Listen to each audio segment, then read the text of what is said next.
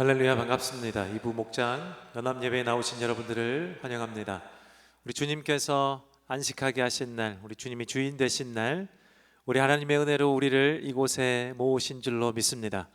우리 하나님의 영광이 우리 예배 가운데 함께 나타나기를 간절히 소망하는 마음으로 우리 함께 이 시간 자리에서 일어나셔서 주님께 영광의 찬양을 올려드리겠습니다.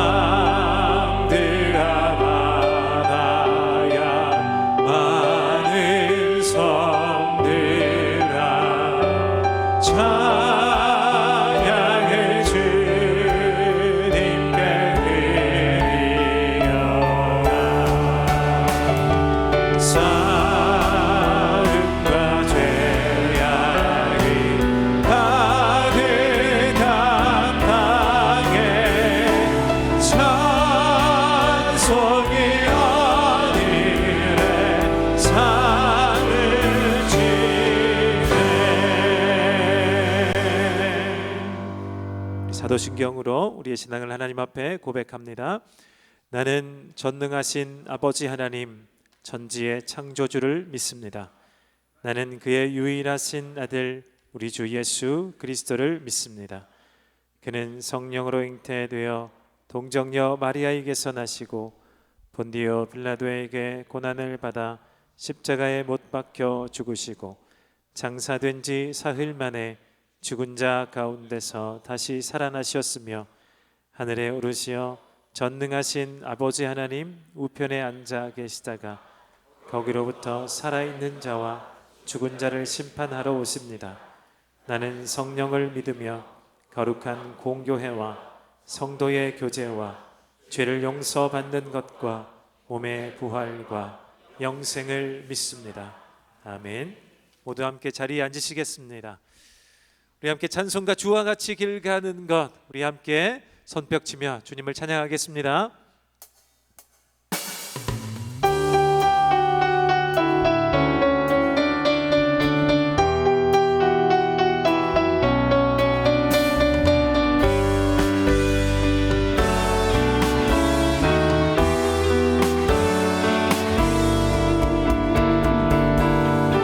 주와 같이 길 가는 것 즐거운 일 아닌가. 우리 주님 걸어가신 발자취, 우리 한 번 더 찬양합니다. 주와 같이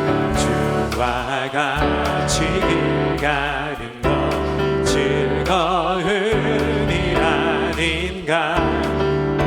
우리 주님 걸어가신 발자취를 한 걸음 한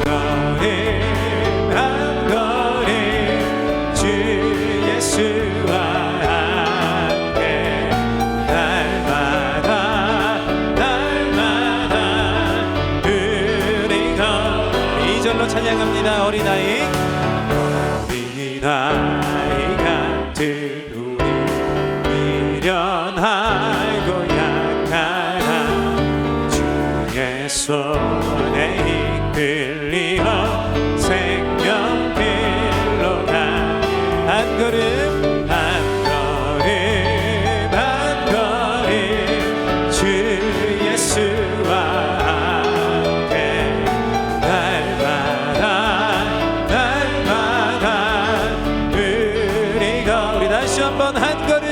한 걸음 한 걸음 한 걸음 주 예수와 함께 날마다 날마다 우리 걸어가리.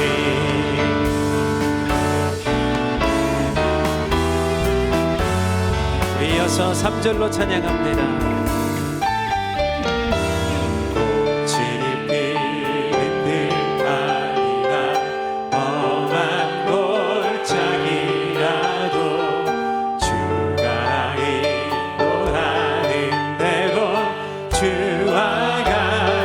다시 한번 꽃이 피는 들판이나 험한 골짜기라도 주가 인도하는 대로 주와 같이 가. 한 걸음 한 걸음 한 걸음 한 걸음 예수와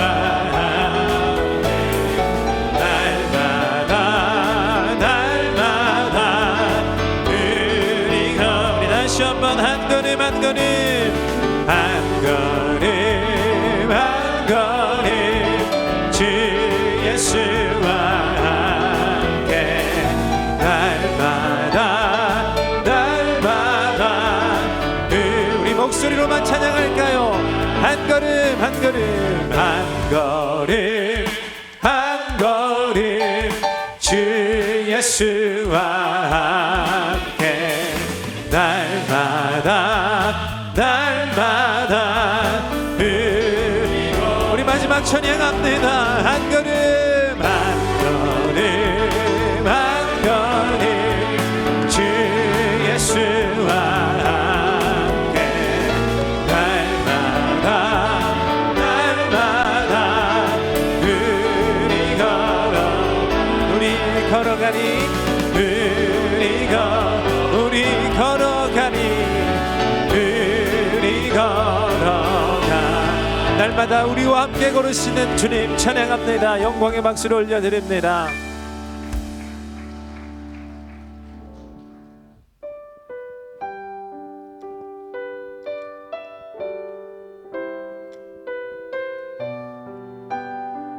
돌아보면 우리에게는 감사의 제목만 주신 줄로 믿습니다.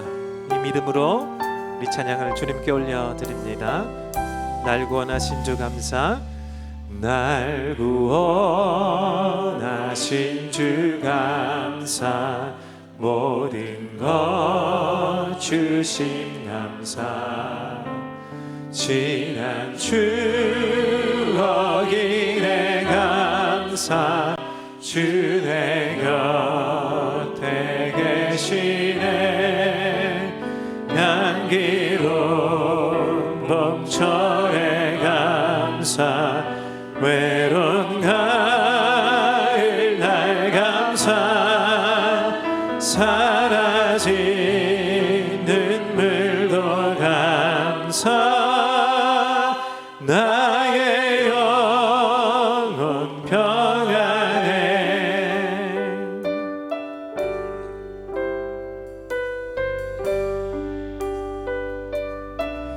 응답하신 기도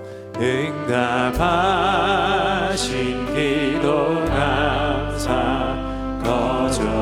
거절하신 것 감사. 헤쳐나온 풍랑 감사. 모든 것에 아멘. 아픔과 기쁨도 감사. 절망 중 위로 감사. 증량 못할 은혜 감사. 크신 사. 다시 한번 아픔과 기쁨도 감사. 절망 중 위로 감사. 증량 못할 은혜 감사. 크신 신사 아멘. 길가의 장미꽃 길가의 장미꽃 감사 장미꽃 가시 감사 따스한 가정 희망 주신 것 감사 기쁨과 슬픔도 감사 하늘 평안을 감사 내일의 희망을 감사 영광도 우리 다시 한번 찬양합니다. 기쁨과 슬픔도 감사 하늘 평안을 감사 내일의 희망을 감사 영광도 우리 마지막으로 찬양합니다. 아픔과 기쁨도 감사 절망 중 위로 감사 증량 못하는 애 감사 크신 사랑 감사해.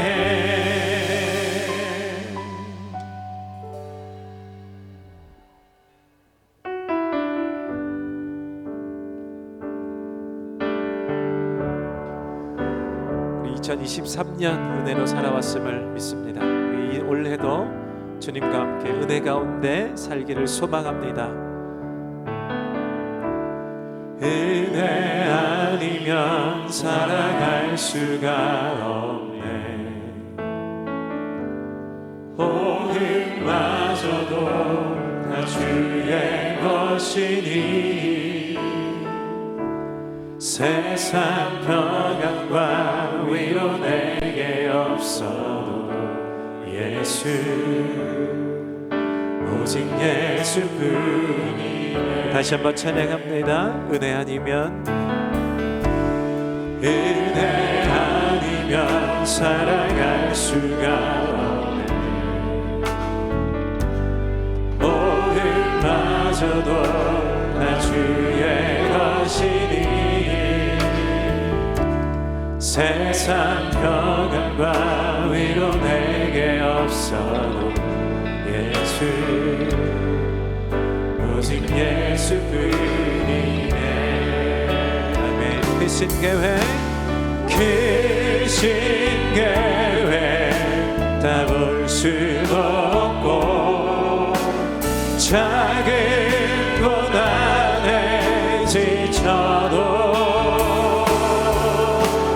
주께 맡긴 나의 모든 삶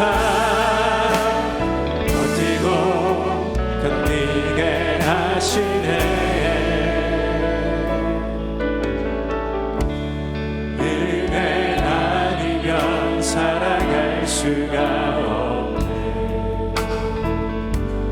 나의 모든 것 다 주께 맡기니 참된 평안과 위로 내게 주신 주 예수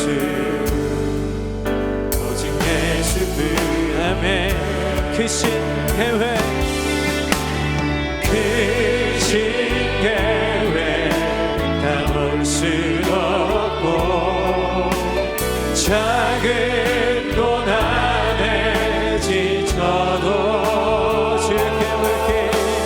주께 묶인 나의 모든 삶 버티고 견디. 우리 다시 한번 찬양합니다. 크신 계획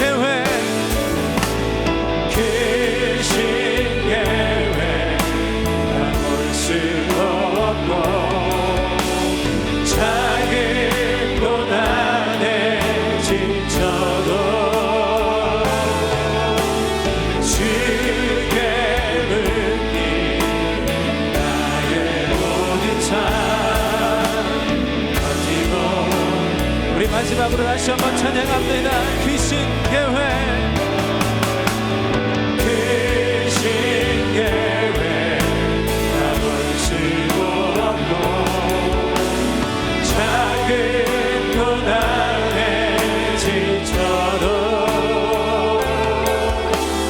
주께 맡긴 나의 모든 삶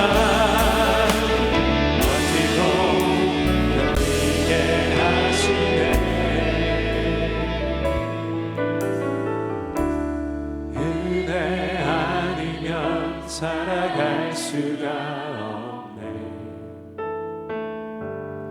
나의 모든 것 다 주께 맡기니 참된 평안과 위로 내게 주신 주 예수, 오직 예수뿐이네. 오직 예수뿐이네. 오직 예수뿐이네. 오직 예수뿐이네. 오직 예수뿐이네.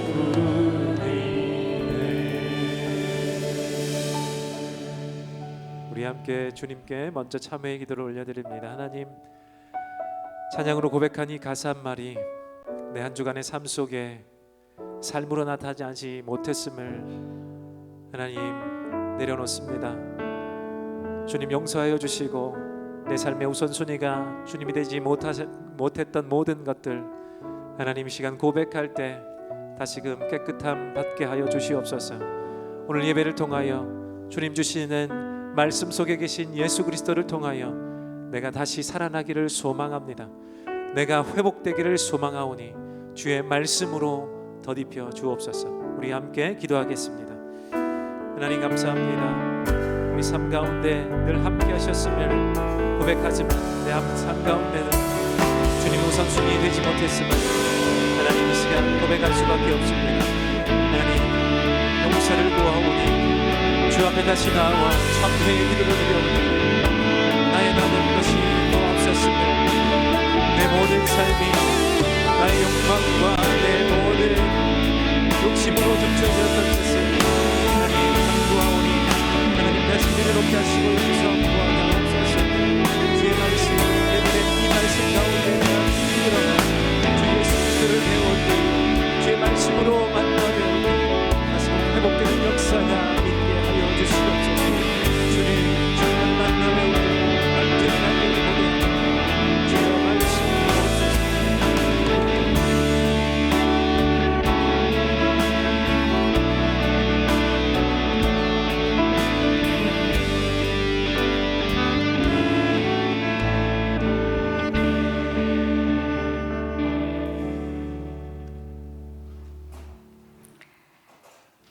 예배의 주가 되시는 하나님 아버지, 오늘도 저희를 거룩한 예배의 자리에 불러주신 은혜에 감사드립니다.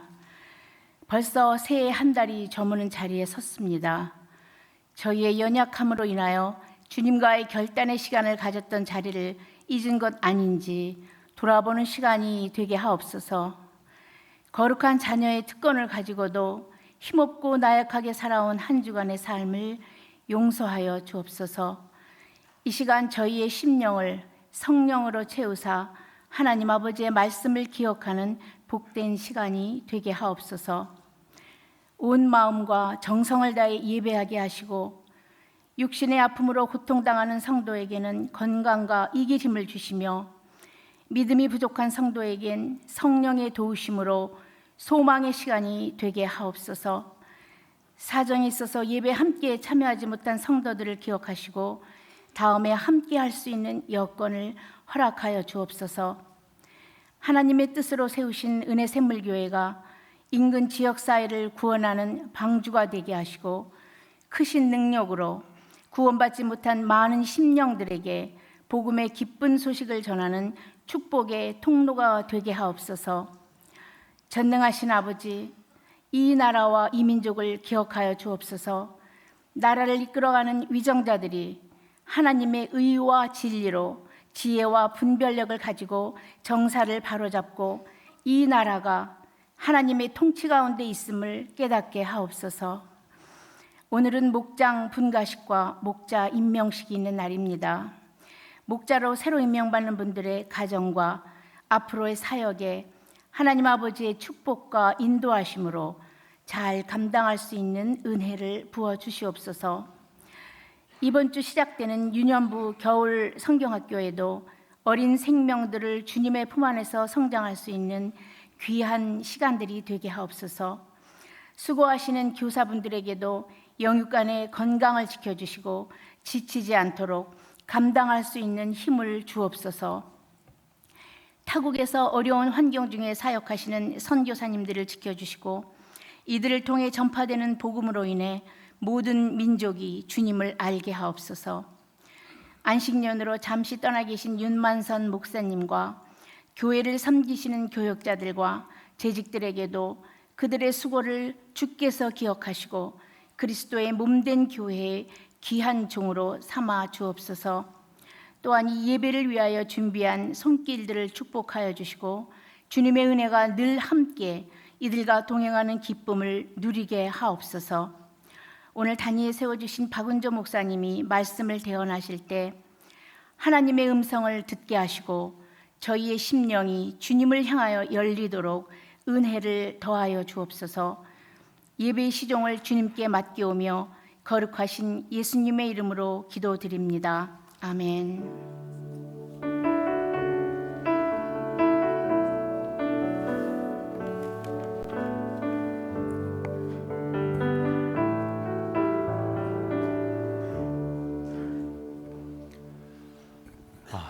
먼저 분가식 및 목자 임명식이 있겠습니다.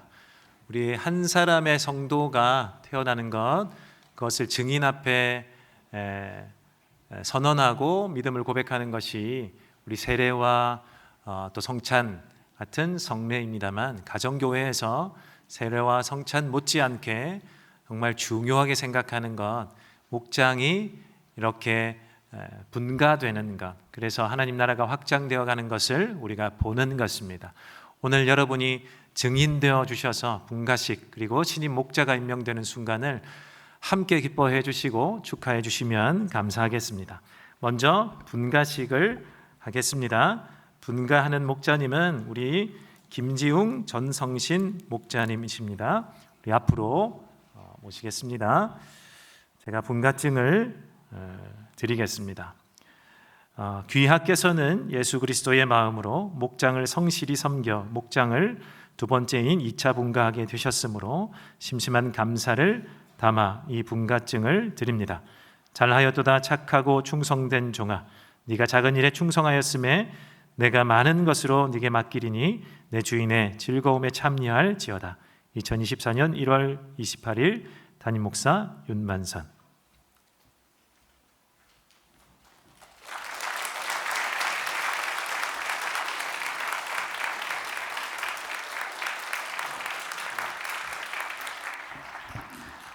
네, 봉투에 여러분 눈이 많이 가시는데 아주 큰 것이 들어있습니다.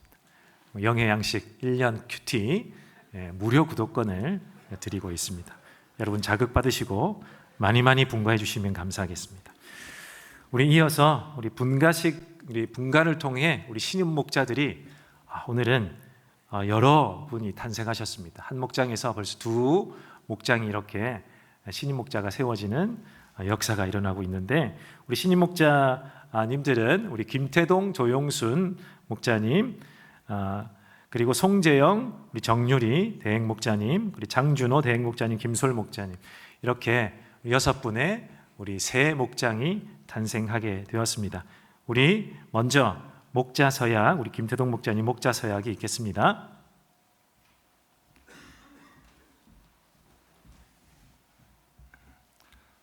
목자서약 하나. 나는 목장의 목회자로서 예수님의 마음으로 맡겨진 목원들의 영적 성장과 목장의 전반적 운영을 위해 최선을 다하겠습니다. 둘. 나는 나의 영적 성장을 위해 교회에서 실시하는 모든 훈련에 적극적으로 참여하며 주일 목장 연합 예배에 기쁨으로 참석하겠습니다. 셋. 나는 하나님과의 교제를 위해 매일 말씀을 묵상하며 매일 20분 이상, 주 4회 이상 목장 식구들의 이름을 부르며 그들을 위해 기도하겠습니다. 넷, 나는 초원 모임과 총목자 모임에 성실히 참여하겠으며 목장에 특별한 이유가 없이 불참하는 목원들을 신방하고 목장 일지를 성실하게 기록하겠습니다. 다섯, 나는 교회의 아름다운 덕을 세우기 위해 교회 내 성도 간의 금전거래, 상행위, 부정적인 언사 등을 삼가겠으며 주의 사랑으로 섬김의 본을 보이겠습니다. 여섯, 나는 전도 대상자 VIP를 최우선 순위에 두고 섬기겠으며 그들을 목장 모임에서 품고 섬기며 생명의 삶에 등록하게 하여 제자가 되게 하는 일에 최선을 다하겠습니다. 일곱, 나는 맡겨진 목장을 하나님이 기뻐하시는 목장으로 그리고 은혜샘물교회의 존재 목적인 모든 사람을 그리스도의 제자로 삼는 일에 함께하는 목장으로 이끌기 위하여 최선을 다하겠습니다.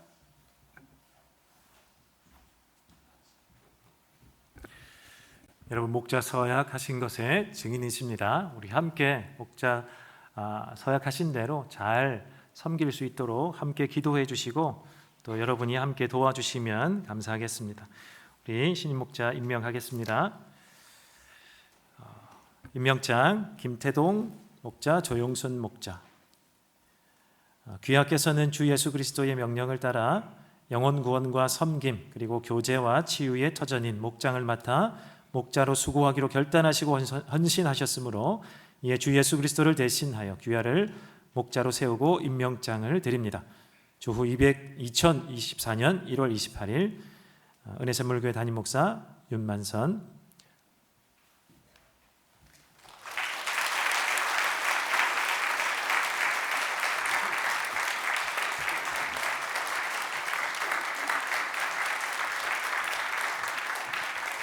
네, 목자 우리 그다음 우리 송재형 정유리 목자님, 임명장 송재형 목자, 정유리 대행 목자. 귀하께서는 주 예수 그리스도의 명령을 따라 영혼 구원과 섬김 그리고 교제와 치유의 터전인 목장을 맡아 목자로 수고하기로 결단하시고 헌신하셨으므로 이에 주 예수 그리스도를 대신하여 귀하를 목자로 세우고 이 임명장을 드립니다. 2024년 1월 28일 담임 목사 윤만선 대독.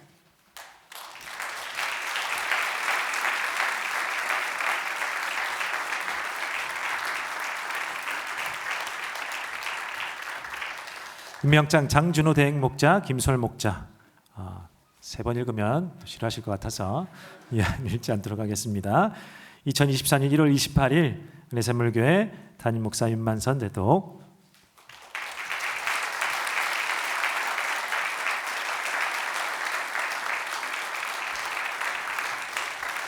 자, 오늘 이 네 부부를 앞으로 모시겠습니다. 우리 분가식과 목자 임명식 함께 하셨는데 여러분 함께 축복해 주셔야 하겠습니다. 축복해 주시고 우리 기도해 주셔야겠는데 먼저 분들의 격려하는 마음으로 정말 잘 섬겨달라는 여러분의 마음을 담아 우리 함께 하나님께서 당신을 통해 이 찬양으로 축복하겠습니다. 손을 한번 다 같이 내밀어 주시고 함께 축복합니다.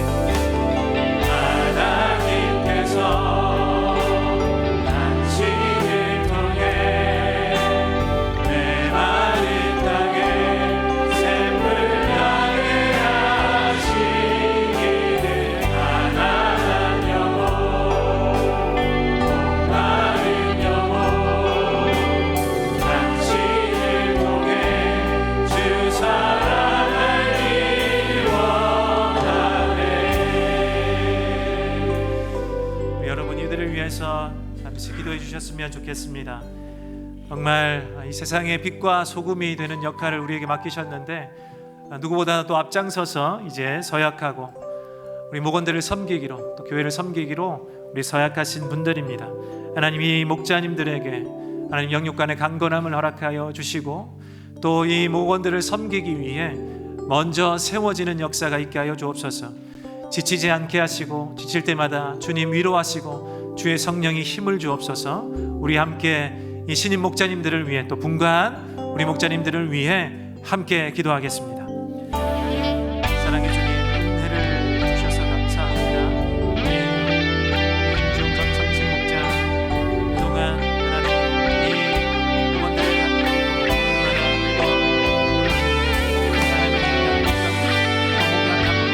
하나님 잘 세워질 수 있도록 지나서는 주님께서 하시는 하나님들을 위로하시고 하나님 또 다른 모습으로 보내주십니다. 하나님 나를 섬기게 하시옵소서. 하나님 대본들 장준호 김솔 목자에게 하나님 성령의 충만함을 하나님 허락하여 주시옵소서. 하나님 사람을 아버지 대하고 섬긴다는 것 우리가 결코 쉽지 않다는 것 우리가 알고 있습니다. 하나님 사람의 마음으로 이 일을 감당할 때는 실망하기 쉽고 너무 힘들어 돌이킬 때도 있지만 하나님 이 일은 주님이 맡기신 일이요 주님이 하나님 명령하신 일이요 하나님이 책임지시는 일임을 알게 하여 주시옵소서.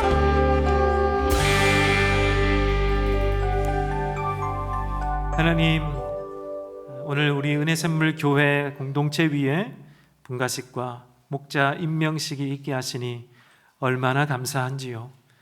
영혼이 메말라가고 땅이 시들어가며 세상이 악해져 간다고 하는 이때에도 이렇게 영혼 구원을 위하여 주님의 교회를 위하여 헌신하는 일들이 일어나니 얼마나 감사한지요. 하나님 그동안 김지훈 정성심 목자님을 붙들어 주셔서 정말 눈물로 기도하고 목원들을 위해 헌신하고 땀 흘려 수고한 이 열매로 하나님 신임 목자들이 생겨나고 분가가 일어나게 하신 것 감사드립니다. 하나님 이 두 분을 위로하시고 이제 또 다른 모습으로 우리 공동체를 섬기고 영혼구원을 위해서 힘써 진력할 때에 하나님 또 다른 축복으로 채워주실 줄로 믿습니다. 하나님 또 신임 목자로 세워진 김태동 조용순 목자, 우리 송재영 정유리 목자, 장준호 김솔 목자에게 주의 성령의 충만함을 허락하여 주시옵소서.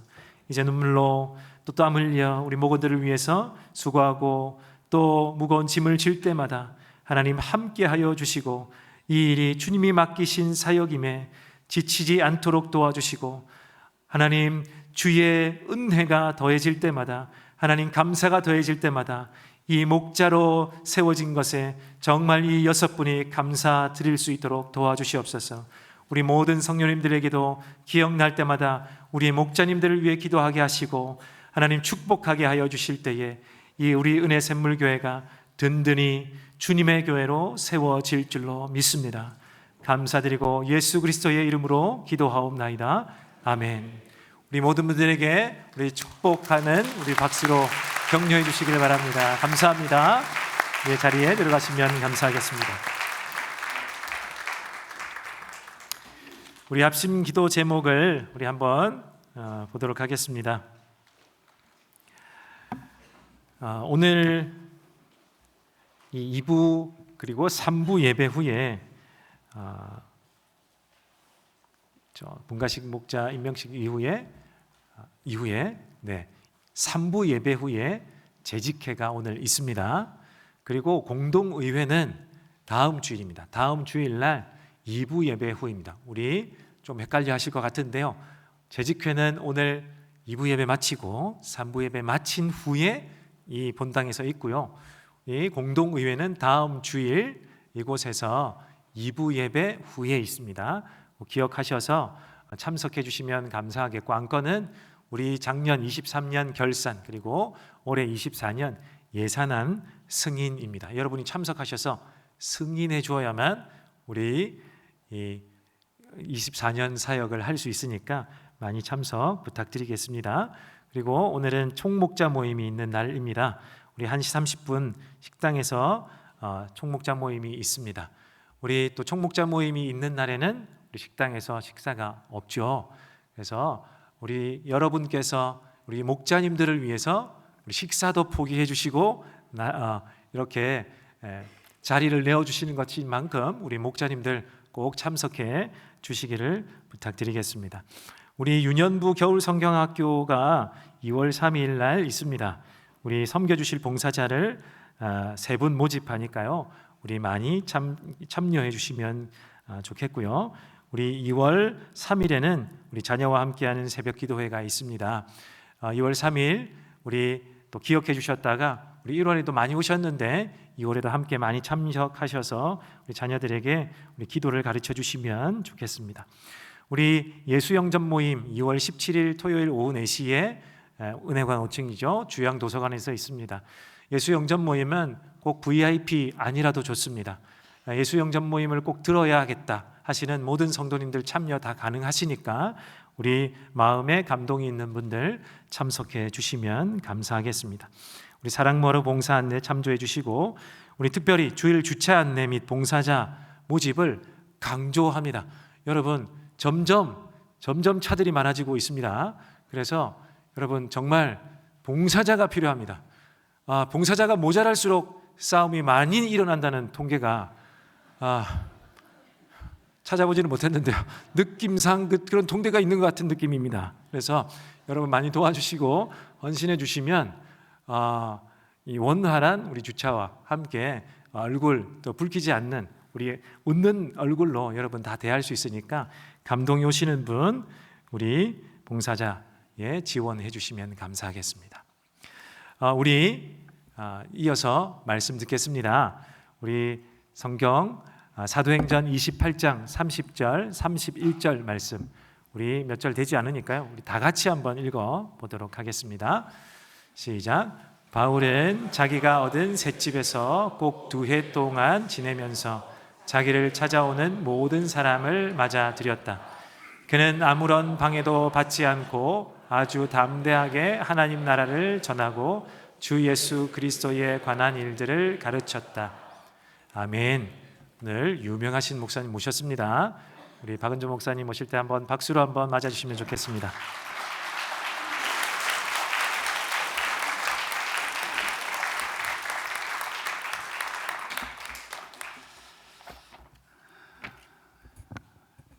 다시 한번 기도합니다.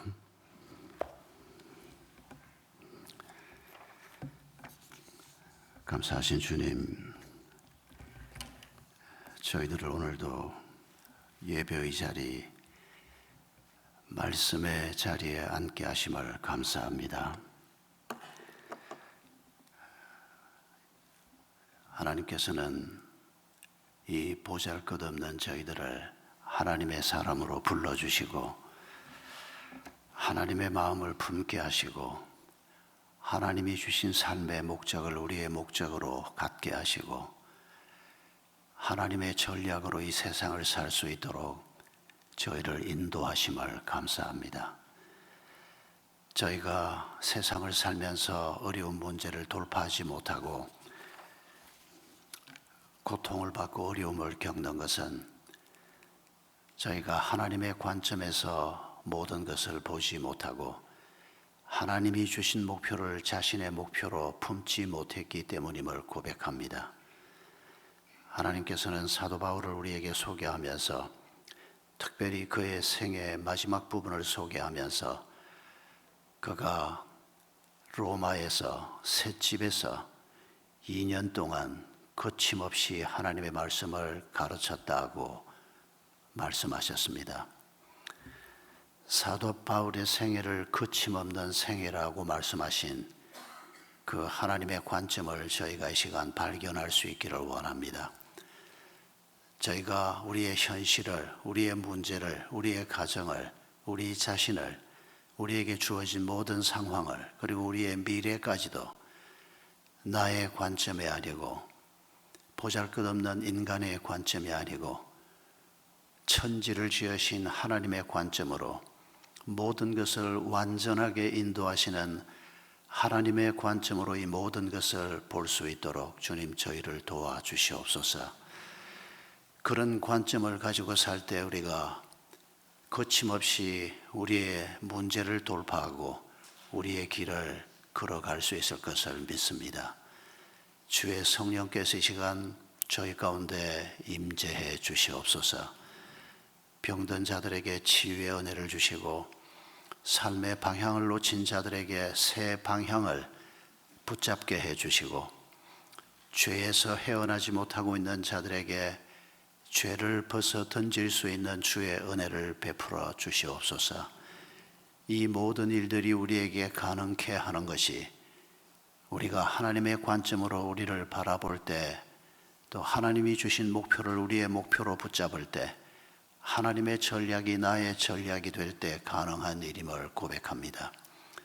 주의 성령께서 우리 모든 성도들 위해 임재해 주시옵소서. 예수님의 이름으로 기도하옵나이다. 아멘.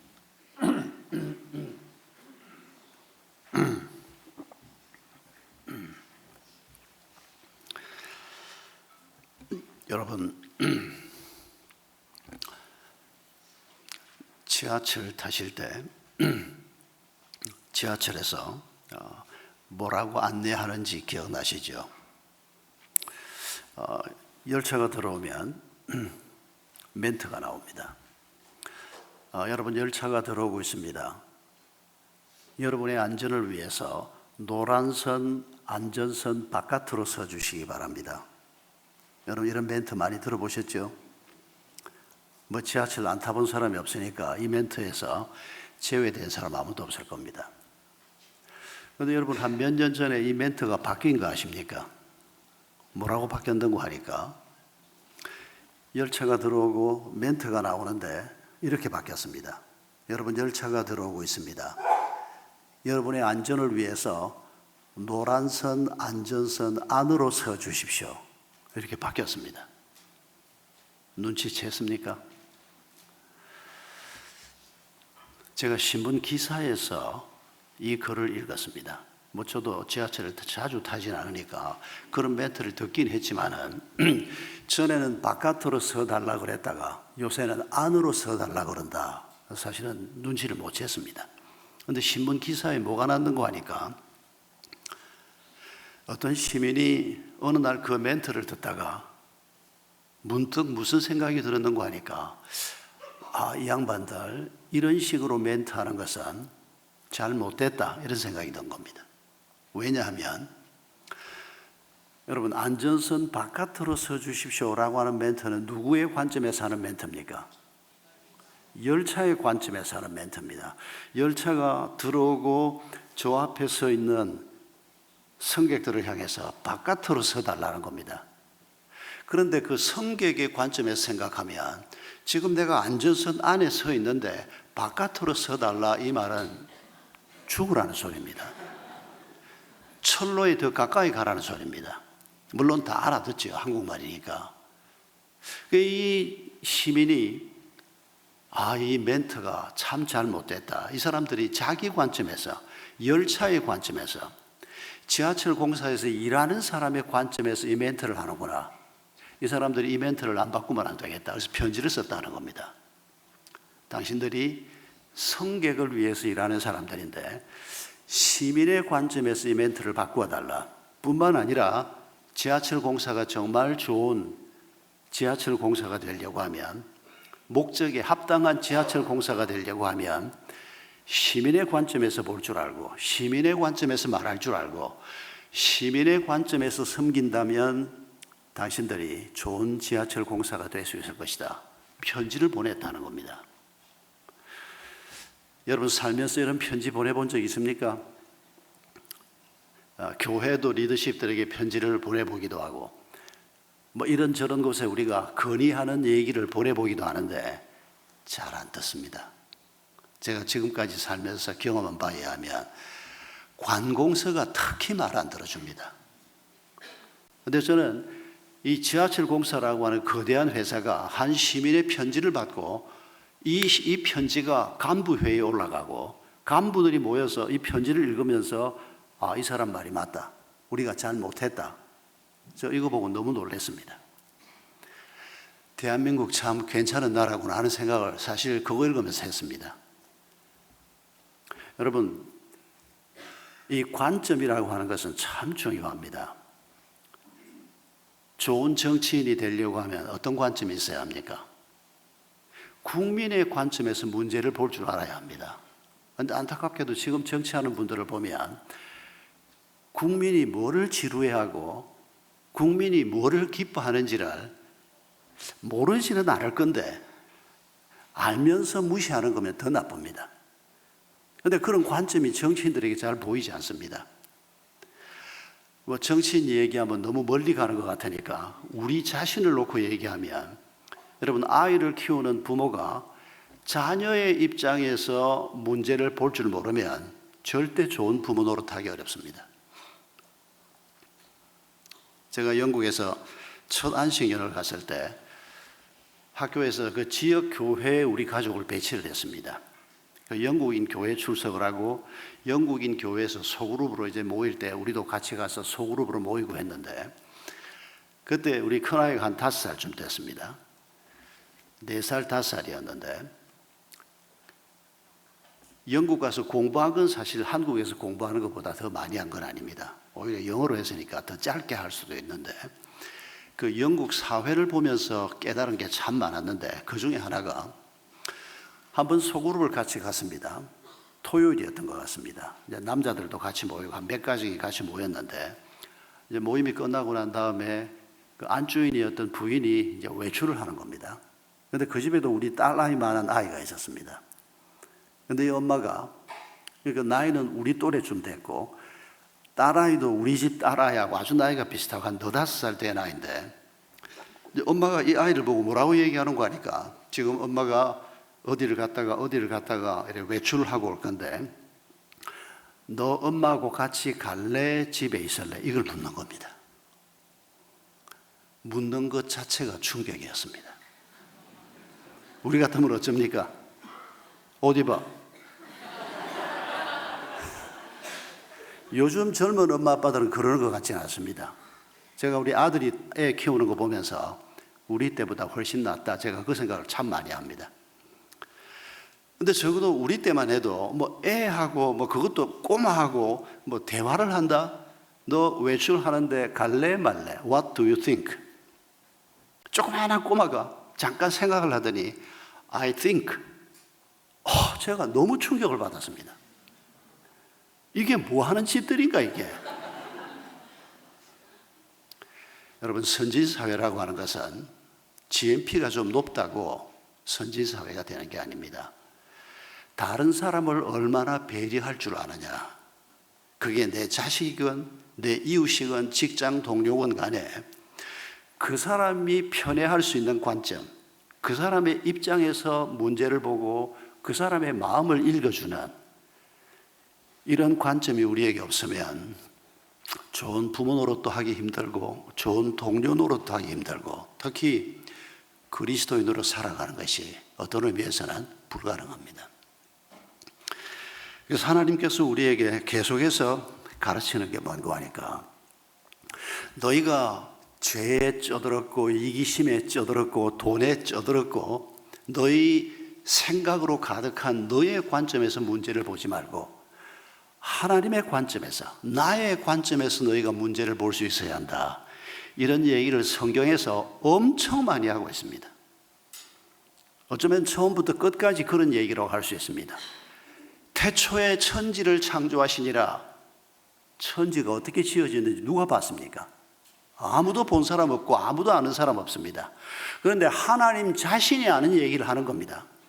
태초에 천지를 내가 지었다라고 말씀하는 겁니다.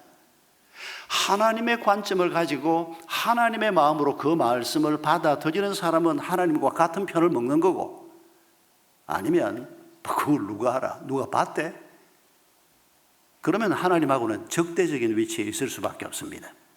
하나님이 우리에게 공급하시는 모든 아름답고 신령하고 좋은 것들을 하나님하고 한 편이 되지 못하면 누릴 수가 없는 것입니다. 여러분, 우리가 읽은 사도행전이 맨 마지막 2절에서 하나님께서 사도 바울 얘기를 우리에게 하고 있습니다.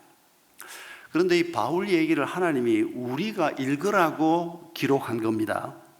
그런데 이 기록을 가만히 보면 하나님이 뭔가 좀 오버하고 있는 게 아닌가, 이런 느낌이 드는 표현이 나옵니다. 우리가 강단종으로 읽은 번역에는 정확하게 그 단어가 나오지 않습니다만은 옛날 개역 성경에는 사도행전 맨 마지막 두 단어를 거침없이 가르쳤더라로 끝납니다. 그런데 원문에는 가르쳤더라 거침없이로 끝납니다. 그러니까 사도행전의 맨 마지막 단어가 거침없이라고 하는 단어입니다. 여러분, 사도행전은 28장으로 끝나는 게 아니고 사도행전의 1세기 그리스도인들 중에서 베드로하고 바울을 중심해서 사도행전의 모든 기록이 나옵니다. 나머지 분들은 어땠을까요? 비슷한 길을 걸어간 겁니다. 그 중에 대표적인 두 분 얘기를 우리에게 전해주는 것 뿐입니다. 천국 가서 우리가 들어보면 확인할 수 있겠지만은 바울이 걸어간 그런 길을 그 시절에 다른 사도들과 다른 그리스도인들이 걸어갔고 베드로가 걸어갔던 그런 길을 걸어간 겁니다. 그 두 사람 얘기를 좀 자세히 전해주는 겁니다. 그런데 바울 얘기를 마지막으로 우리에게 전해주면서 그리고 우리가 익히 듣고 동의하는 대로 사도행전이 29장, 30장, 지금쯤은 한 3000장쯤 기록이 되는지 모르겠습니다. 하나님께서 이 땅에 살고 있는 모든 그리스도인들의 얘기를 다 기록하고 있다는 뜻입니다. 우리 얘기도 분명히 기록되고 있을 겁니다. 오늘 임명받은 새로운 목자들을 하나님은 하나님의 책에 사도행전 어딘가쯤에 6명의 새로운 목자가 이제 사역을 시작한다. 분명히 기록하고 계실 것입니다. 그런데 바울 얘기를 지금 바울은 감옥에 있는 분입니다. 그런데 감옥에 있다가 잠깐 호의를 얻어서 감옥에 있지 않고 한 2년 정도 셋집에 있도록 했습니다. 그런데 그 셋집에서 사람들을 만나고 그 셋집에서 성경을 가르치고 했는데 그걸 우리에게 전해주시면서 거침없이 말씀을 가르쳤더라. 그 다음 뭡니까? 죽었습니다. 순교당했습니다. 우리가 단순히 사람의 관점에서 이 기록을 읽으면 이 하나님이 너무 좀 오버하시는 게 아닌가? 그냥 뭐 한 2년 동안 열심히 가르쳤더라. 그리고 순교했는데 순교 얘기는 싹 빼고 성경의 기록을 또 안 합니다. 그건 물론 조금 후의 일이어서 그랬는지 모르지만은 근데 후대에 우리가 알지 않습니까? 바울이 이렇게 감옥에 있다가 순교한 거 우리가 알지 않습니까? 그런데 어떻게 하나님은 아무 일도 없는 것처럼 그리고 감옥에 있던 사람이 잠깐 호의를 얻어서 나와 있은 건데 감옥을 부수고 나온 것도 아니고 추록을 한 것도 아니고 도로 감옥에 끌려가서 결국 사형 선고를 받고 사형 집행을 당한 사람을 놓고 거침없이 가르쳤더라. 거침없이 그의 길을 걸어갔더라. 이거 하나님이 오버하시는 거 아닙니까? 사람의 관점에서 보면 그렇게 볼 수 있습니다. 그러나 여러분, 하나님께서는 하나님의 관점에서 바울 얘기를 하고 있는 겁니다. 여러분, 하나님 입장에서 우리가 다시 한번 생각해 봅시다. 사도 바울이 감옥에 있다가 한 2년 동안 셋집에 있었습니다. 누가 결정을 했는지 모르지만 감옥에서 굉장히 높은 자리에 있는 사람이 이 바울이라고 하는 사람이 참 괜찮은 사람이고 이렇게까지 할 감옥에 올 사람이 아닌데 왔구나. 그래서 호의를 베풀었습니다. 그런데 배후에 하나님이 계셨다는 것을 느끼시겠습니까? 예수님께서 십자가에 달려 죽으시기 전에 빌라도가 내가 너를 놓아줄 권도 있고 내가 너를 죽일 권도 있다. 그랬을 때 예수님이 하신 말씀이 뭡니까? 너한테 권이 있는 게 아니고 너한테 그 권한이 있는 게 아니고 하늘 아버지에게 권한이 있는 거다. 빌라도가 무슨 말인지 못 알아듣습니다. 지가 보기에는 지금 자기가 죽이라고 하면 죽는 거고 자기가 풀어주라 하면 풀어줄 수 있는 권한이 자기에 있다고 생각합니다. 그런데 예수님은 알고 있지 않습니까? 우리는 알고 있지 않습니까? 하나님에게 그 권한이 있는 겁니다.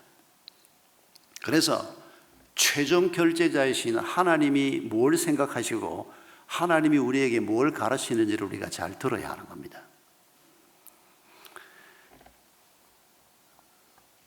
여러분, 사도 바울은 스스로 표현한 것처럼 사도로 살면서 참 고생을 많이 한 분입니다. 아마 인류 역사에서 사역자로 살면서 바울만큼 고달프게, 바울만큼 힘들게, 바울만큼 외롭게 사신 분이 또 누가 있을까 싶을 정도로 많은 고난을 겪은 분입니다. 더군다나 아내도 없이 가족도 없이 혼자 그 길을 걸어가신 분입니다. 베드로만 해도 아내가 옆에 있었습니다. 부부가 함께 그 길을 걸어갔습니다. 근데 바울은 그렇지 못했습니다. 여러분, 배우자가 없이 길을 걸어간다는 게 어떤 의미인지를 상상할 수 있겠습니까? 배우자하고 같이 사는 사람들은 상상하기 어렵습니다. 혼자가 돼보면 그게 얼마나 힘든 일인지를 우리가 바로 깨달을 수 있을 것 같습니다. 여러분, 바울이 그런 길을 걸으면서 몸도 병들어 있었습니다. 다른 사람에게 손을 얹고 기도하면 죽은 자도 살아난 적이 있던 사람이 바울입니다. 근데 자기 자신의 병을 위해서 3번 기도했다고 하는데 이게 3번 새벽 기도 같다는 얘기가 아닙니다. 한 번 기도할 때마다 몇 날 며칠을 간절하게 기도했을 텐데 하나님이 응답하지 않았습니다. 또 한 몇 년 살다가 너무 힘이 들어서 하나님, 도저히 이건 안 되겠습니다. 내 병을 고쳐주시면 내가 열심히 살아보겠습니다. 안 고쳐주셨습니다. 3번을 기도했는데 응답하지 않았습니다. 그래서 바울이 이 병을 안고 살라는 거구나. 그래서 그 뒤로 기도하지 않았다고 얘기합니다. 그리고 나중에 고백합니다. 이 병이 내게 은혜였다라고 고백합니다. 그러나 여러분, 은혜라고 하는 말을 우리가 이해는 하지만은 그 병을 안고 사는 게 무슨 병인지는 설명하지 않습니다. 왜 설명하지 않을까요?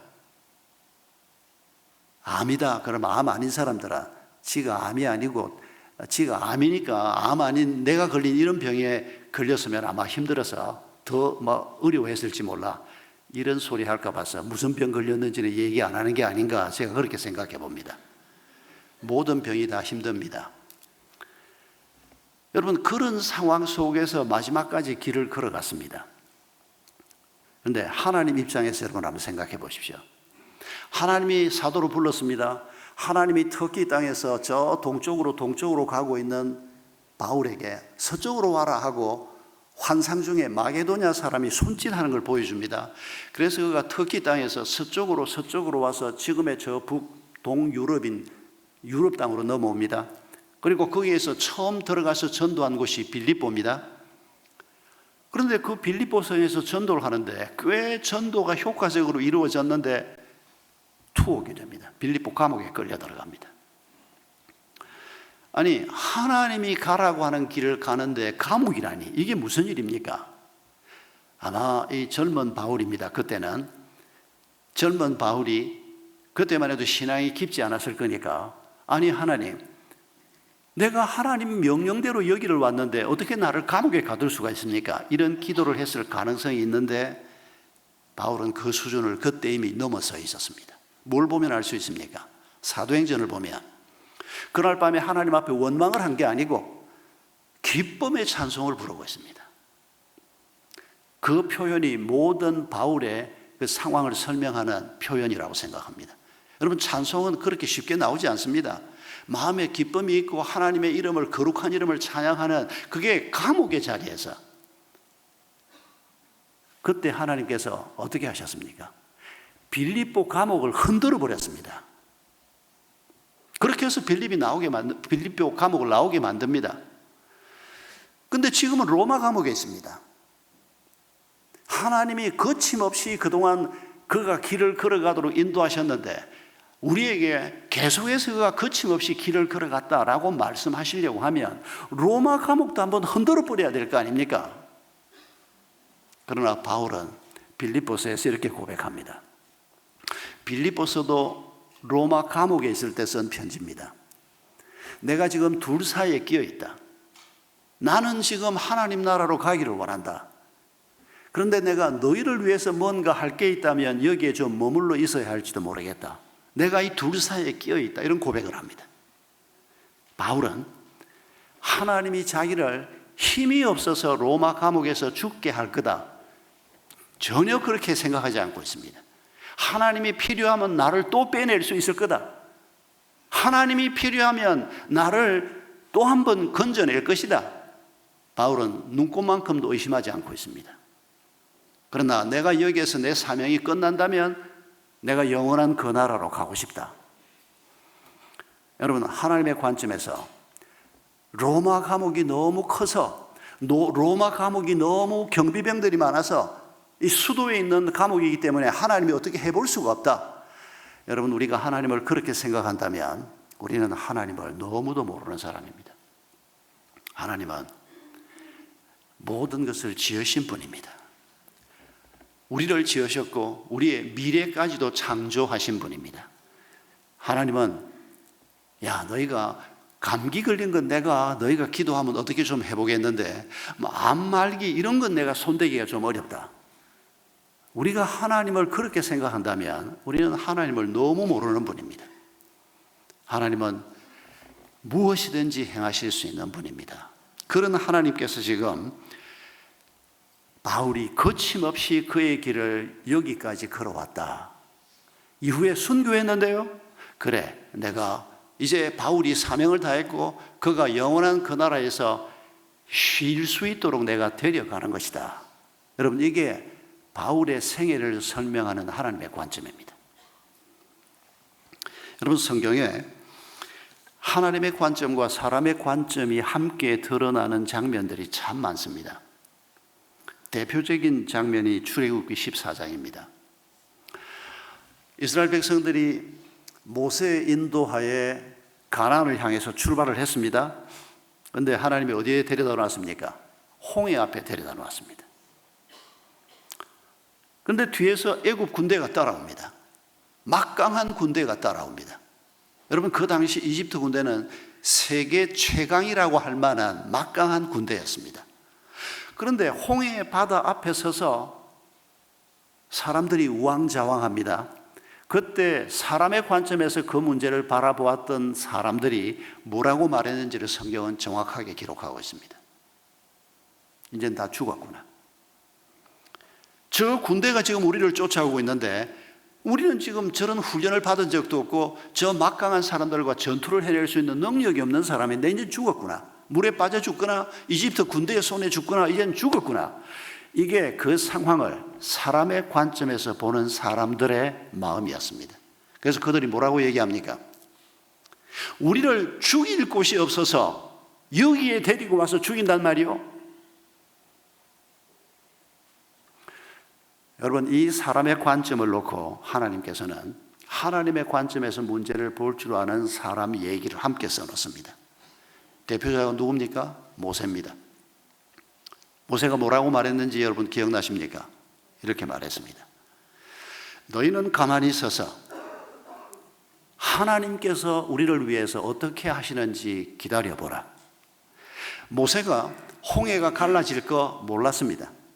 알았으면 하나님이 홍해를 가르칠 것이다 라고 말했을 텐데 하나님이 그것까지 알려준 것 같지는 않습니다. 그러나 모세는 지금 길은 보이지 않지만은 하나님이 분명히 길을 내실 것을 믿음의 눈으로 보고 있는 겁니다. 왜요? 가나안까지 하나님이 데리고 간다고 약속을 했지 않습니까? 여기에서 죽일 리가 없지 않습니까? 하나님께서. 그런 시답잖은 하나님이면 우리도 믿지 말아야지요. 이집트 군대가 와서 우리를 죽인다? 하나님이 지난 몇 달 동안 바로를 어떻게 다루었는지를 다 봤지 않습니까? 저 군대가 우리를 죽이지 못한다. 그래서 모세가 그때 함께 한 말이 무엇입니까? 저들이 우리를 죽인다고 따라오지만은 너희들이 저들을 다시는 보지 않아도 될 것이다. 그 말도 함께 14장에서 하고 있습니다. 여러분, 우리가 만약에 이런 하나님의 관점을 갖지 못하면 신앙생활을 30년을 했건 50년을 했건 계속해서 우리는 사람의 관점에서 문제를 보고 사람의 관점에서 걱정하고 사람의 관점에서 고민하고 사람의 관점에서 말하고 그런 관점으로 말을 하면 또 이게 오해를 불러일으키고 문제가 또 일어나고 벗어날 수 없을 것입니다. 우리가 앞으로 죽는 날까지 매사를 이 하나님의 관점으로 보는 훈련이 되고 그래서 하나님의 관점으로 볼 수 있으면 우리가 거기에서 당장 길이 보이지 않아도 하나님이 어떤 길을 내실 건가 기대하는 마음이 우리에게 생길 겁니다. 기대하는 사람은 두려워하지 않습니다. 오히려 호기심이 더 생깁니다. 하나님이 무슨 일을 어떻게 행하실 건가? 이쪽이 길이 생길 건가? 저쪽이 길이 생길 건가? 여러분, 그게 믿음의 사람들이 걸어왔던 길입니다. 여러분, 우리의 관점 점검을 한번 해봅시다.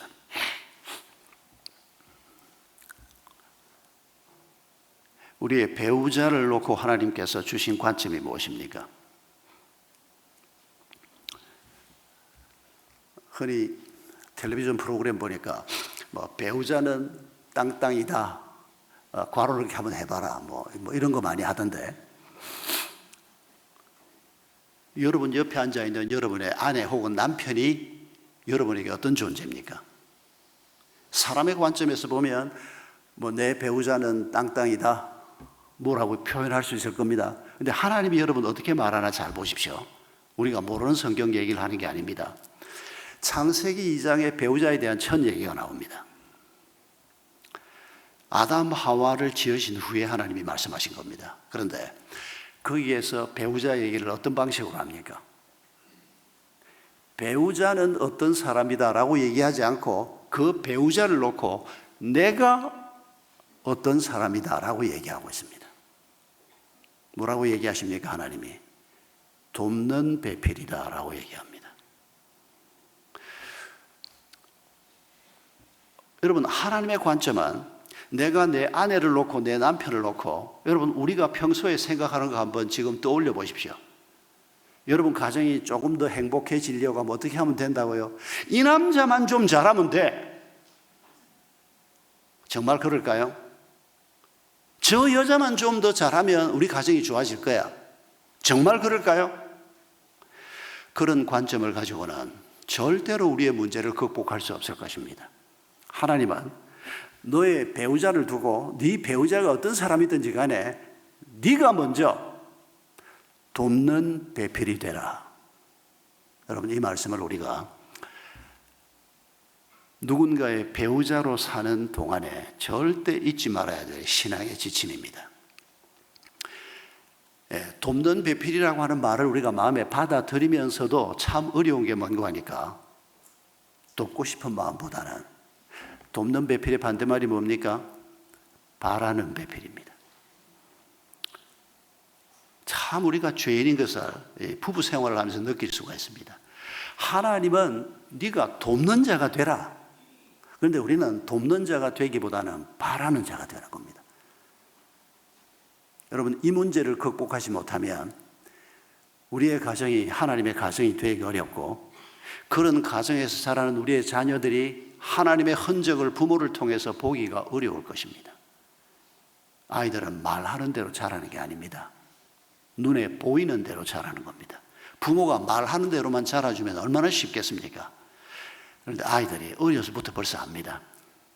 엄마가 말하고 아빠가 말하는 것보다 훨씬 중요한 게 엄마 아빠가 행동하는 거라는 걸 압니다.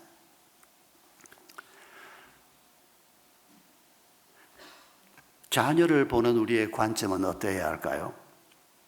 성경에서 자녀에 대해서 말씀하는 구절이 많이 있습니다만, 여러분 그 중에 대표적인 한 구절만 생각해 보면 시편 128편 3절에서 하나님이 우리의 자녀를 어떤 눈으로 본다고요? 내 상에 둘러앉은 자식들은 어린 감람나무 같을 것이다 라고 말씀하십니다. 올리브나무입니다.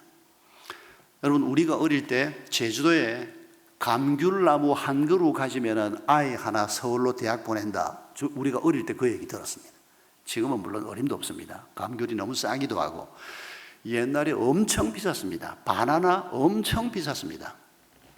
바나나 한 손이 아니고 바나나 하나 가지고, 제 기억에 시내버스비가 한 5원 할 때 그 바나나 한 손이 한 300원, 400원 하지 않았나 싶은데, 이거 짐작입니다. 아버지가 어쩌다가 그거 하나 사옵니다. 그러면 그걸 5조각을 내서 5 형제가 한 조각씩 먹었다. 근데 어머니는 나는 그거 난 싫다. 진짜로 우리 엄마는 바나나 싫어하는 줄 알았습니다. 참 어쩌면 그렇게 바보같이. 여러분, 그렇게 귤이나 바나나가 옛날에 비쌌던 때를 생각해 보면 이 올리브 나무가 바로 비슷합니다. 올리브 나무 열매 따서 팔고 올리브 잎 따서 팔고. 그래서 우리 집에 올리브 나무가 3그루가 있다. 왜 3그루냐고요? 제가 애가 셋이거든요. 3그루가 있다? 그러면 그 집 살림이 괜찮다는 얘기입니다. 소가 3마리가 있다는 얘기하고 비슷한 얘기입니다. 요즘으로 바꾸면 뭘로 바꿀까요? 명동에 빌딩이 한 3채 있다? 하나님이 가끔씩 이런 표현을 씁니다. 아주 직설적으로, 아주 노골적으로 물질을 가지고 하나님의 축복을 얘기하는 장면들이 성경에 자주 나옵니다. 물질이 우리에게 너무 중요한 걸 하나님이 아시기 때문입니다. 여러분, 우리의 자녀를 하나님은 이런 눈으로 보고 있다는 겁니다. 그런데 우리는 우리의 자녀를 어떤 눈으로 지금 봅니까? 아휴, 저거는 공부도 못하는 게 뭐가 될 건가 몰라, 저거는. 여러분, 우리가 만약에 우리의 자녀를, 우리 자녀들의 연약한 점을 가지고 이렇게 바라보고 심지어 그 말을 내뱉기도 하고, 심지어 부모라는 자가 누가 저걸 낳았나? 여기에까지 가는 죄를 짓는다면 당신 가정에는 하나님의 은혜가 임하지 않을 것입니다. 하나님이 자녀를 바라보는 그런 눈으로 부모가, 예수를 믿는 부모가 그런 눈으로 아이들을 바라볼 줄 알아야 그게 하나님의 가정 아닙니까? 그래서 부모는 아이들이 좀 약해도, 공부를 좀 못해도 뭐 너무 빨리 공부 못한다고 포기할 건 아니지만, 왜냐하면 너때는 아이들이 있기 때문에, 그래도 공부를 조금 잘하면 세상에 조금 유리한 점이 있기 때문에, 그러나 반드시 그런 것도 아니라는 거 우리가 알지 않습니까? 옛날에 여러분들 학교 다닐 때 반에서 1등, 2등 하고 학교에서 1등, 2등 하던 애들 지금 어디에서 어떻게 살고 있습니까? 그보다 훨씬 중요한 게 많다는 걸 우리가 알지 않습니까? 그런데도 부모들이 애들한테 죄를 자꾸 짓습니다. 여러분, 우리는 하나님의 관점에서 네가 성적이 조금 부족해도 그건 아빠 닮아서 그런 거니까, 그 아빠 안 닮으면 누굴 닮겠습니까? 네가 성적이 조금 부족해도 괜찮아. 하나님이 네가 정말 잘하는 은사를 주셨고 그게 뭔지 한번 찾아보자. 여러분, 부모가 이렇게 자녀를 축복하는 부모가 되는 것이 하나님의 관점에서 아이를 보는 믿음의 눈이라는 것입니다. 너 몸 좀 약해도 괜찮아. 사도 바울도 몸이 약했어. 하나님이 너의 이 육체의 연약함을 극복할 수 있는 하나님의 은혜를 베풀어 주실 거야. 하나님만 신뢰하고 이 믿음의 길을 한번 걸어가 보자. 여러분, 부모가 이런 관점에서 자녀를 바라보고 자녀를 축복하고 자녀를 격려하고, 그래서 자녀들이 자신의 연약함을 돌파해낼 수 있도록 돕는 부모가 믿음의 부모입니다. 교회 가기 싫어하면 너 용돈 끊는다, 이래가지고 애를 교회 데려다 놓으면 참, 여러분, 우리가 얼마나 잘못하는지 모릅니다. 애들 마음속에 하나님이 얼마나 멋있는 분인가를 가르쳐줄 생각을 하지 않고 폭력적으로 나옵니다. 그냥 이 부모의 자리가 무슨 막 큰 권력의 자리인 것처럼, 뭐 용돈 없어? 너 이번 수련회 안 가면 너 용돈 없어? 이게 죄인 줄도 모르고 부모가 이 짓을 하고 있습니다. 아이 마음속에 상처가 쌓이는 겁니다. 그리고 우리 엄마가 믿는 하나님 참 별거 아니구나, 그걸 가르치는 겁니다.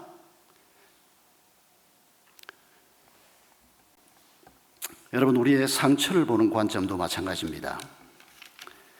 여러분, 창세기 45장을 보면 성경에서 가장 많은 상처를 받았던 인물 중에 한 사람 얘기가 나옵니다.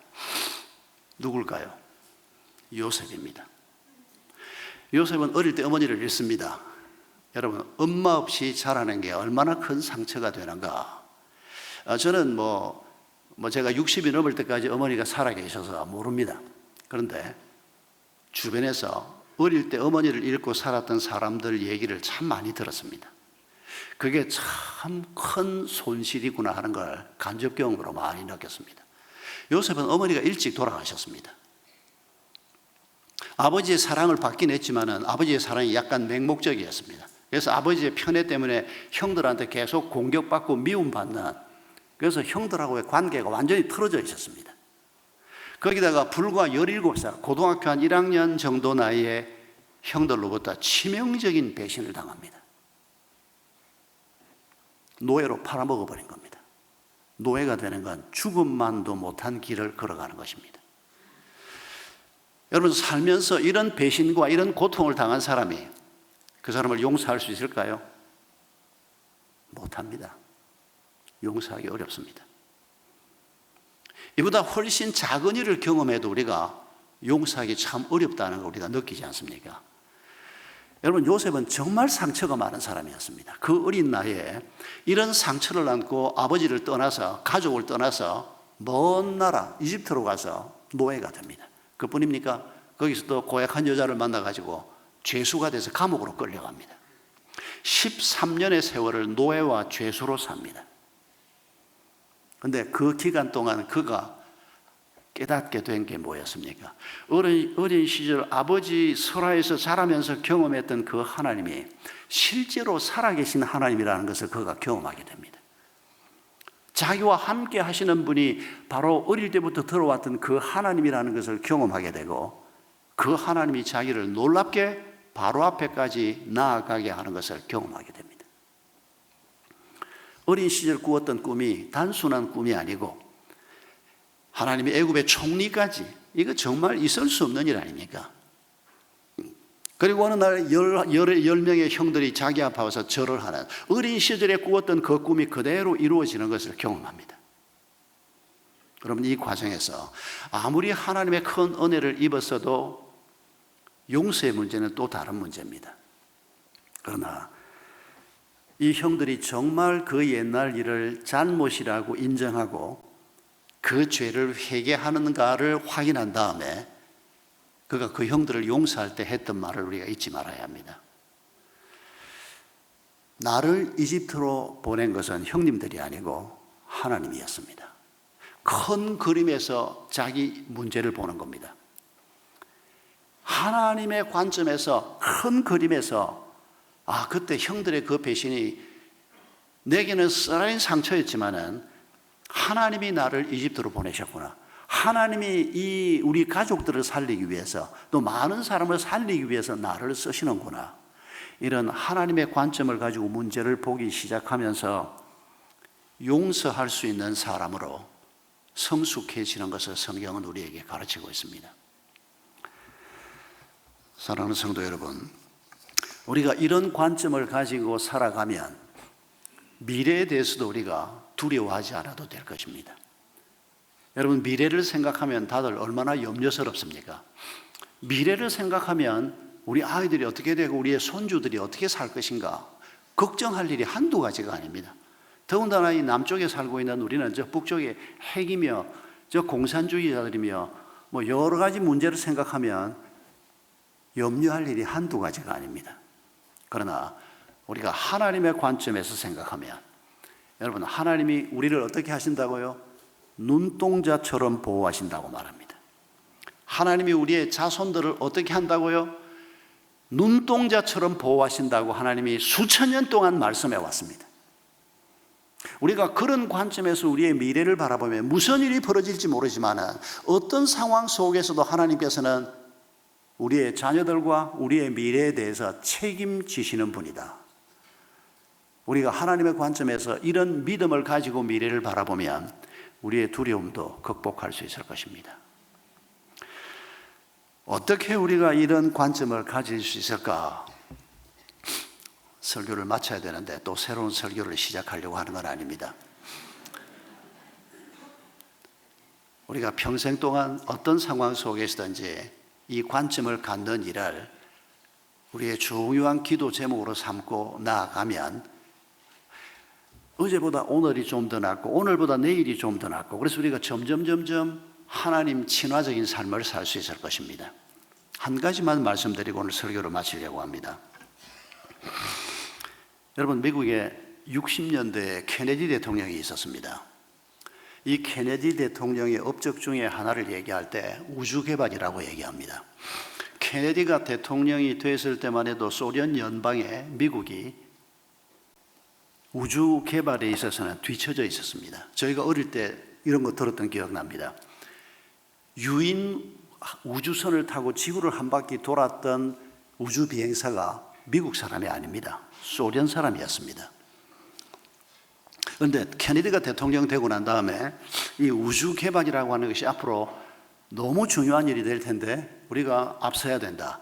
그래서 엄청난 돈을 투자를 하고 아폴로 플랜을 세우고, 그 결과로 아폴로 11호가 1968년일 겁니다. 아마 달에 간 것이 바로 케네디 때부터 계획하고 투자했던 결과물이었습니다. 그런데 우주 얘기를 하려고 하는 게 아니고 케네디가 나사를 자주 왔다 갔다 했습니다. 격려하기 위해서. 그런데 한번 케네디가 나사에 왔습니다. 차에 내려서 현관으로 이렇게 가는데 저쪽 편에서 청소를 하고 있는 사람이 있었습니다. 대통령이 눈을 뗄 수가 없었습니다. 왜냐하면 청소를 하고 있는 이 사람이 너무 흥겹게 청소를 하고 있어서 아니 저 사람은 무슨 좋은 일이 있어서 저렇게 기분 좋게 청소를 하고 있나. 대통령이 쳐다보다가 또 쳐다보고 또 쳐다보고 하다가 현관에 들어가서 수행원한테 저 양반 좀 모시고 오라고 부탁을 했습니다. 도대체 무슨 기분 좋은 일이 있어서 저렇게 흥겹게 청소를 하고 있나 얘기를 들어보고 싶어진 겁니다. 대통령 앞에 불려온 이 청소부가 그날 대통령 앞에서 했던 말을 우리가 기억해야 합니다. 사실 이 얘기가 60년대 초반 전 세계 언론을 타고 보도가 됐다는 얘기는 들었습니다마는 대통령이 물었습니다. 무슨 좋은 일이 있어서 이렇게 기분 좋게 청소를 하고 있습니까? 그때 이 사람이 이렇게 말했습니다. 대통령님, 저는 사람을 달에 보내는 일을 하고 있습니다. 여러분 이게 청소부가 할 말입니까? 우리는 그렇게 생각합니다. 말단 중에 말단인 청소부가 아폴로 계획의 목표를 자기 입으로 얘기할 만한 얘기입니까 이게 나사의 국장이나 부국장쯤 되면 모를까. 나사의 연구원 박사님들이 그런 말을 하면 당연하다고 우리가 생각할지 모르지만 나사의 가장 말단 직원인 청소부가 그것도 대통령 앞에서 대통령님 나는 사람을 달에 보내는 일을 하고 있습니다. 이 말을 듣고 케네디가 놀랄 수밖에 없었습니다. 여러분 우리는 어떻게 얘기합니까? 우리는 이런 상황이 벌어지면 아유 나는 뭐 이 회사에서 내가 말단 직원이야. 뭐 나는 교회 나온 지도 얼마 안 됐고 나는 뭐 집사 된 지도 얼마 안 됐고 내가 무슨 목자를 해. 우리는 매사에 이런 태도입니다. 우리 자신을 너무 과소평가합니다. 우리 자신을 세상의 직분을 가지고 우리를 과소평가하고 세상의 소득을 가지고 우리를 과소평가하고 세상의 학벌을 가지고 과소평가하고 그런데 하나님은 우리를 뭐라고 얘기합니까? 천하보다 귀하다고 얘기합니다. 내 아들 예수의 생명을 값으로 치르고 너희를 내가 샀다고 얘기합니다. 그러니 우리가 돈이 좀 있건 없건 우리가 어느 회사의 말단 직원이건 어느 교회에 막 집사된 어린 신자이건 누구건 간에 하나님이 내 아버지시고 하나님이 우리와 함께 이 길을 걸어가시는 분이라면 하나님 때문에 우리가 할 수 있는 말이 뭡니까? 하나님, 저는 부족하지만은 사람들을 하나님 나라 안으로 초대하는 일을 위해서 살고 있습니다. 이런 말 정도도 우리가 못합니까? 할 수 있어야 한다고 주님이 말씀하고 있는 겁니다.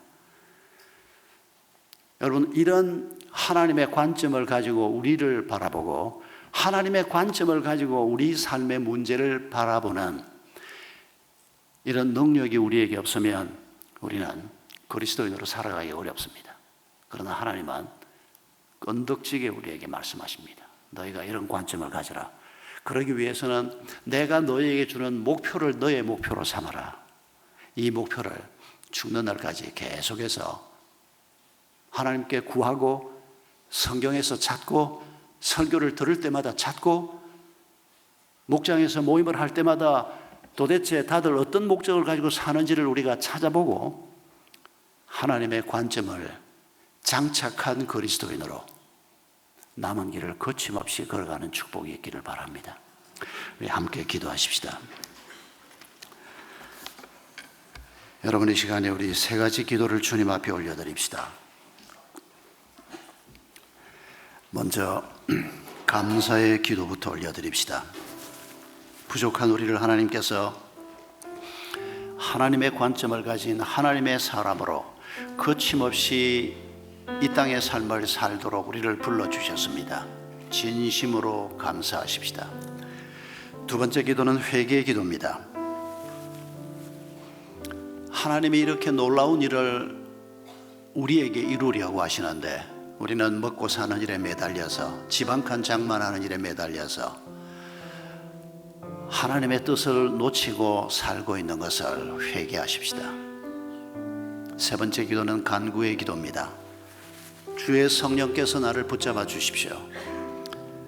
매사에 주님이 주신 목표를 나의 목표로 정하게 하시고 주님의 관점으로 모든 것들을 바라볼 수 있는 안목을 주시옵소서. 우리 사회자 나오기 전에 한 1, 2분 동안에 이 세 가지 기도 제목을 가지고 함께 기도하겠습니다. 자비하신 아버지 하나님 감사합니다. 오 주님, 주의 자비와 긍휼을 베풀어 주시옵소서. 주님 함께해 주시옵소서.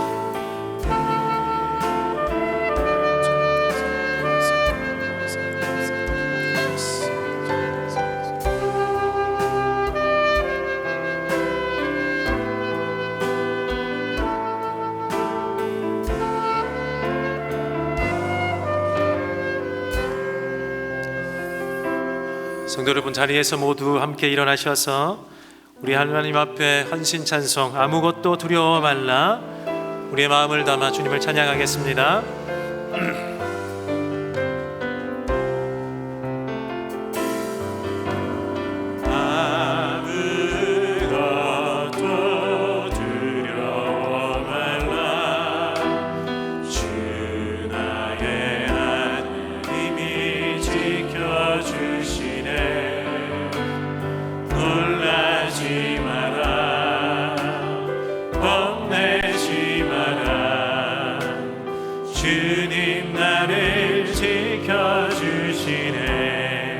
아무것도 두려워 말라. 아무것도 두려워 말라. 주 나의 하나님이 지켜주시네. 놀라지 마라. 겁내지 마라. 주님 나를 지켜주시네.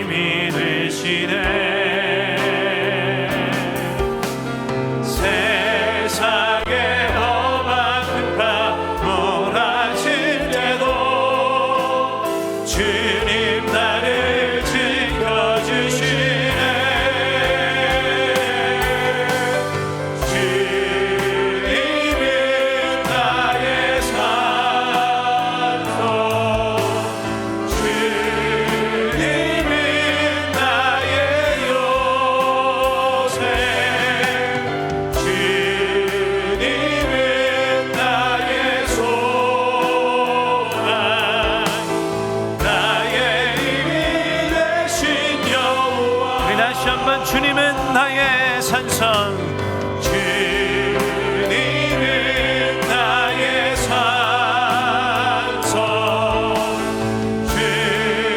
주님은 나의 요새, 주님은 나의 소망, 나의 힘이 되신 여호와.